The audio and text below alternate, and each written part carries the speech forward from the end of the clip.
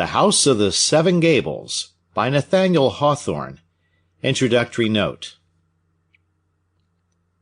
In September of the year during the February of which Hawthorne had completed the Scarlet Letter, he began The House of the Seven Gables. Meanwhile, he had removed from Salem to Lenox, in Berkshire County, Massachusetts, where he occupied with his family a small red wooden house, still standing at the date of this edition, near the Stockbridge Bowl.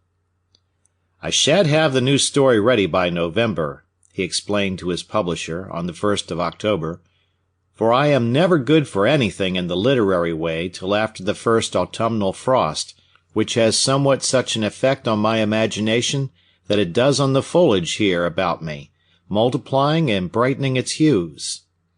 But by vigorous application he was able to complete the new work about the middle of the January following.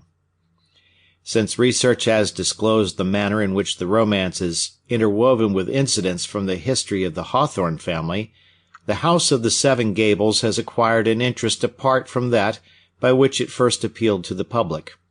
John Hawthorne, spelled Hathorne,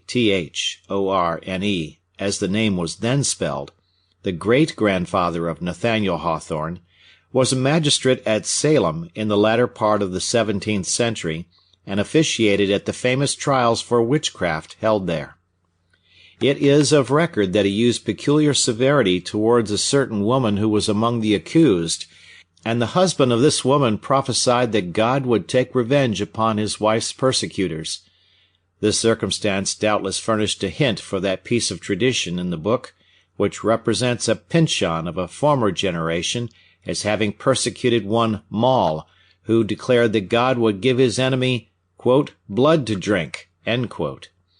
It became a conviction with the Hawthorne family that a curse had been pronounced upon its members, which continued in force in the time of the romancer, a conviction perhaps derived from the recorded prophecy of the injured woman's husband just mentioned, and, here again, we have a correspondence with Maul's malediction in the story.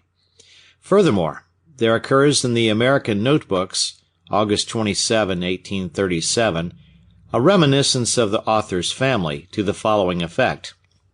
Philip English, a character well known in early Salem annals, was among those who suffered from John Hawthorne's magisterial harshness, and he maintained in consequence a lasting feud with the old Puritan official. But at his death English left daughters, one of whom is said to have married the son of Justice John Hawthorne, whom English had declared he would. Sample complete. Ready to continue?